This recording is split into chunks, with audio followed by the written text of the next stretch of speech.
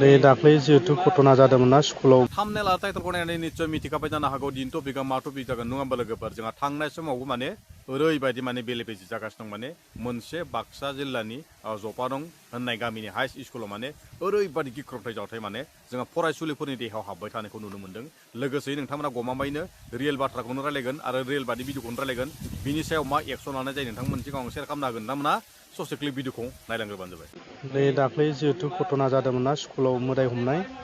बे मोदाय हमनाय जाथाया आरो दिनै जाफिनलायबाय नै दा आङो लाइभ देखायनि मोजाङै नायलांबानो जाबाय माने सासे अजा माने जोंनि बे नोंसोर लाइभ नुगोन माबायदि जायो मोजां नायबानो जाबाय साननै ना सानथाम जेबो जायाखैमोन ओमफ्राय दिनै अजा फैनाय लोगो लोगो आरो जाफिनलायबाय नै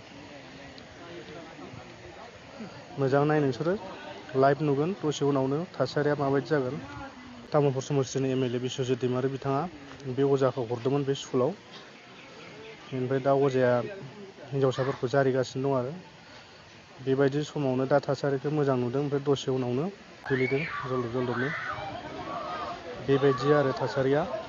दा बेखौ नायनानै नोंसोरो मा बुङो कमेन्टआव खोन्थाहरबानो जाबाय ना आत्मा हममारदों ना मा ना बाहाना बानायदों नोंसोर कमेन्टआव खोन्थाहर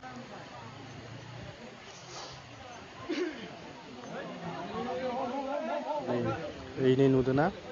सासे हमबायानो सासेनि उनाव ओइनो सानैनि उनाव साथाम नुदोंना माबायदि गन जाबाय बेबायदि खनले खनले जाबाय थानाय जाथायखौ नुनानै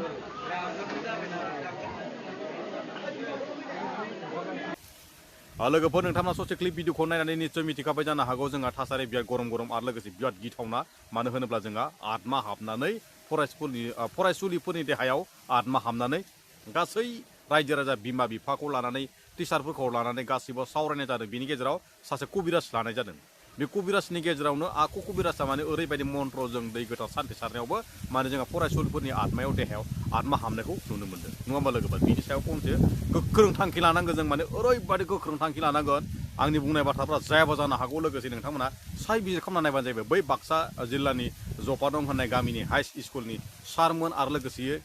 फरायसुलाफोरनि बिमा बिफा आदै मादैमोना एसे खोनासंनानै नायबानो जाबाय बे भिडिअ बबेसो मोनगोन आं मिथिया दै आं माने ओरैबायदि बुंनो सानदों बारे बारे जाफ्लेबाय थानाय बै फरायसालिनि स्कुलाव दै बै हाइ स्कुलखौ आं बुंनो सानदों आरो जेनेबा जोंनि बर' मिडियामनि हाइ स्कुलानो जेबो नङा आं बेखौनो बुंनो सानदोंखि बै हाइ स्कुलाव माने फरायसुलिफोरनि देहायाव हाबबाय थानाय आत्मा नङा होमबा लोगोफोर फरायसुलिफोरनि देहायाव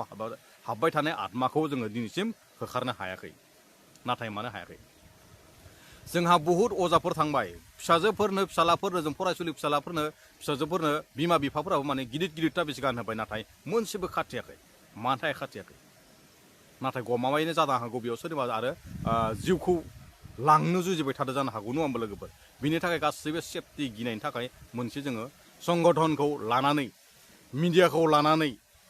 जेरै हमनानै ला आसामिस मिडियाफोरखौ लानानै बर' मिडियाफोरखौ लानानै हमनानै ला जोंहा निउस लाइभफोराव होदोंब्लाबो माने जेबो खामानि जानो थाखाय नुदों नाखै लोगोफोर जोङो दिनैसिम निउस लाइभबो होनायखौ नुनो मोनाखै आं बेखौनो बुंनो सानो आंनिफ्राय गोख्रों थांखि आसामिस मिडियाफोरखौ लानानै फै जोंनि बड'लेण्ड बुब्लिफोरनि मिडियाखौ लानानै फै गासै मिडिया निउसफोरावनो होजोबना होबानो जाबाय बैबायदि बाक्सा जिल्लानि जपादं होननाय हाइ स्कुला गोदानै दाफुंजायो दै जोंहा जेबो उपाय गैया बे आत्माया साथाम साब्रैनि फरायसुलिनि देहायाव हाबबाय थादों जों गिनोसो नांसिगौ ब्रेनखौ गाज्रि खालामनो नागिरदों जानला मानला बखि होनो नागिरदों नाथाय फरायसुलिफोरनि देहायाव बेफोरबायदि हाबबाय थायोब्ला जोंनि फरायसुलाफोरखौ जोङो फाहामनो हानाय नङा गथ'फ्रा स्कुलाव फैनाय नङा स्कुला ओरैनो माने थैलांगोन आरो बे माने स्कुला ओरैनो माने नामदां जालांगोन जों जुदि जानला मानलाखौ जों नुबाय थायोब्ला जों ओरैबायदि रिपर्ट होनांगोन आसाम सरकारनो ओरैबायदि जोङो मेसेज होनांगोन ओरैबायदि मेसेज होनांगौ जों बे आसाम सरकारनो जोङो माने गोदानै स्कुलखौ दाफुंनो थाखाय जोङो बे गोजाम स्कुलखौ सेफायनानै गोदान स्कुल दाफुंनो थाखाय जोङो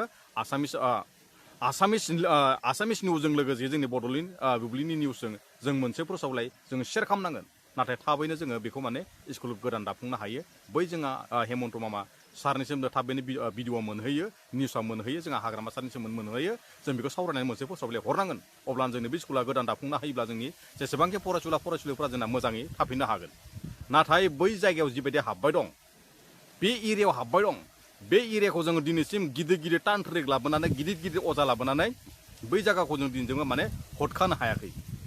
साफा सानै फिसौ फिला फैदों खिन्थु बेफोर मन्थ्रआव जेबो खाथियाखै लाइभ प्रुफ नुदो लाइभ प्रुफ लाइभ प्रुफ नुनो मोन्दों जों माने फरायसुलिफोरनि देहायाव आत्मा हाबनायखौ नाथाय जेबो खाथियाखै जों मा खालामनांगोन बे दखलखौ जोङो एरियाखौ गारनानै जों गोदान स्कुल हाई स्कुल दाफुंनायखौ जोङो लानांगोन अब्लासो जोंनि फरायसुलिफोरा जोंनि फरायसुलिफोरा माने अब्लासो माने गोसो गोगोमै माने फरायफिननो हागोन आरो अब्लानो माने आत्माया खारनोबो हागौ आरो बे जायगायाव थाथो बे जायगायावनो थाथो आरो गोदान स्कुल दाफुंनायखौ जोङो माने टारगेट लानांगौ जोङो लाइभफोराव होनांगौ निउसाव होनांगौ जोङो गोजौसिम दैथायहरनांगौ हेमन्त मामानिसिम मोदि मोननिसिम लोगोसे हाग्रामा सारमोनसिम मोनसे माने फोसावबिलाइ हरनांगोन अब्लासो जोंनि फरायसुलाफोरखौ जोङो बासायनो हागोन आंनिफ्राय साननाया बेनो एसे सानना नाय आंना साननायाबो जायाबो जानो हागौ लोगोसे बिराद मेलेमजिबि बिथांमोन दं नाथाय आं जायाबाबो गेजेराव मोनसे शेयार खालामना होबाय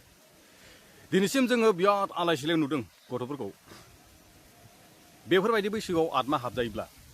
बेफोरबायदि बैसोआव माने जों जौ लोङा जुवा लोङा जिखुनु माने फरायसुलिफोरनि देहायावनो आत्मा हाबनानै फाग्लिफोर रखम जाबाय थायोब्ला सबनिबो बिमा बिफानि गोसोआव माने गावखांनाय फैयो फोरोंगिरिनि गोसोआव दुखु फैयो फरायसालिखौ दावराव मेनसन खालामनाय जायो डिस्ट्रिक्टआ नाम थाङो आमुक तामुक डिस्ट्रिक्टआव ओरैथोरै जादोंनो दिनैसिम होखारनो हायाखैनो नंखाय बाथ्रा होननानै फोस्रावनाय बायदि खोनायो बुस्थुखौ जिखुनु माने रियेल खोथाखौ खोनायोब्ला नंखायसो होनना खोनायो आजिखालिनि दिनाव बेफोरबायदि गैला होननानै बुङो माने अब्लाबो माने जोङो बेफोरखौ बाद दोन आवटनि खोथाखौ बाद दोन जोङो माने हाई स्कुलखौ माने गोदान दाफुंनांगौ लोगोसे जों गोजौसिम माने फोसावबिलाइ हरनांगौ लोगोसे जेसेबांखि मिडिया सिडिया गासै लानानै ए टु जेड निउस होबानो जाबाय जाहाथे गाबोन समफोरनो बे स्कुला माने दाफुंजायो लोगोफोर आंनि बुंनायफ्रा मानसि गोरोन्थिब्ला आंखौ निमाहा होबानो जाबाय बैसोर गथ'फोरखौ फरायसुलिफोरखौ मोजां फरायनो नाजाहोनांगोन मोजाङै हाई स्कुल गोदान दाफिननो नाजानांगोन बै गथ'फोरा आंनि अननायाव बोराइ बाथौनि अननायाव आंनि बोरजों लोगोसे गासैबो माने थांना थानो हाथों रावनिबो जिउ खहा दाजाथों होननानै आं बुंहरो आफा इसोरनिसिम बोराइ बाथौनिसिम लोगोसेयै आं बेखौ बुंनो सानोखि नोंसोर गासै नायग्रा अडियन्स मोननिसिम आंखौ फोरमायहरोखि जोबजासे नायनो थाखाय आंनि भिडिअखौ जोबजासे नायनो थाखाय गोसो गोरबोनिफ्राय खुलुमहरनाय थाबाय आरो लोगोसेयै सोरहाबो फैदोंबा बे भिडिअखौ शेयार खालामना होदो आरो लोगोफोर सोरनाफोर जों मोननो सन्दोंबा भिडिअखौ नायनानै लाइक खालामना होबानो जाबाय लोगोफोर आरो भिडिअखौ हायोबा शेयार खालामना होबानो जाबाय जाहाथे बै बाक्सा जिल्लानि जाफाथं होननाय हाई स्कुलाव माने गोदानै दाफुंजायो जायोब्लाबो गेजेरावनो बुंनो हाबाय लोगोफोर गोरोन्थिया आंखौ निमाहा जाबाय दिनै भिडिअखौ एसेयावनो लोगोफोर बर' हारि जुगल' जाथों